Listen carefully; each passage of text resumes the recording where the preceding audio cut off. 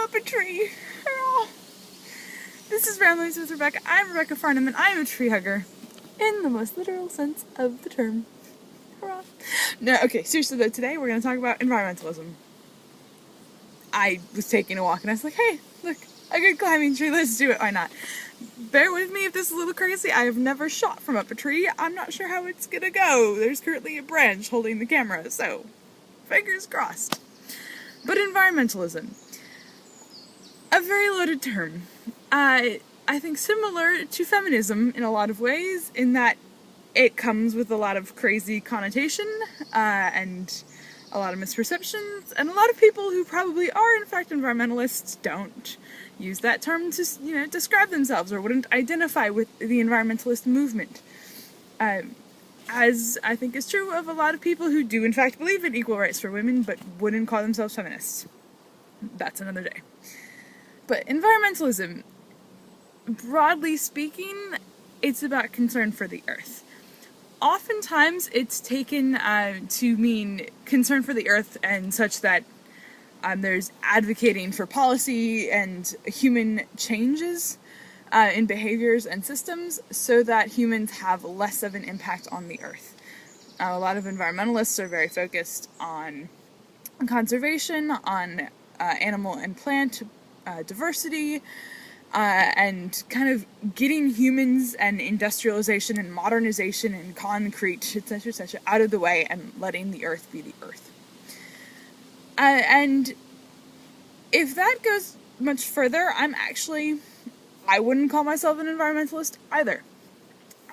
Part of this is simply because of my issue with dialectics. Humans are natural, and in some ways concrete is natural. Humans are part of the earth systems, and yes, there are a lot of places that we tinker with them. And sometimes I think we don't tinker in the right way. But there are, certain actions that other plants and other animals, have on the earth that I don't much like either. So I think that environmentalists who go so far as to champion the environment, beyond and above human care, dogmatically and without thought, just because it's the environment, I don't think that's particularly healthy. I similarly don't think that environmentalists who see, human society and modernization as something that isn't part of the Earth systems as a particularly healthy frame of mind either. So, in that sense, maybe I'm not an environmentalist. But I really, really like nature.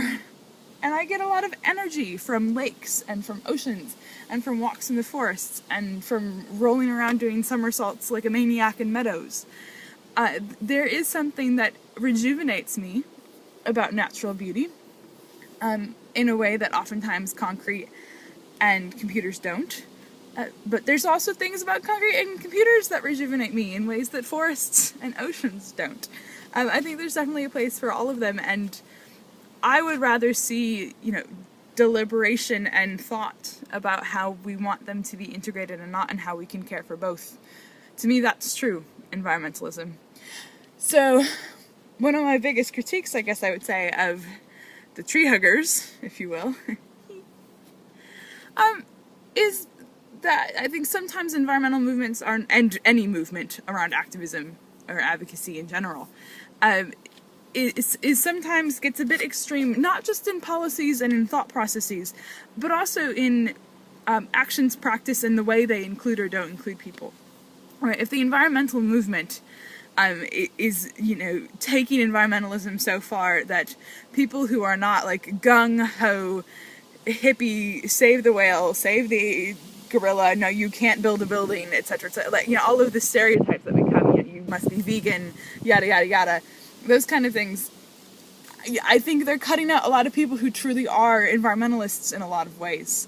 And it's not helpful for their worldviews, it's not helpful for our worldviews, it's not helpful for the movement, it's not helpful for society as a whole, I think.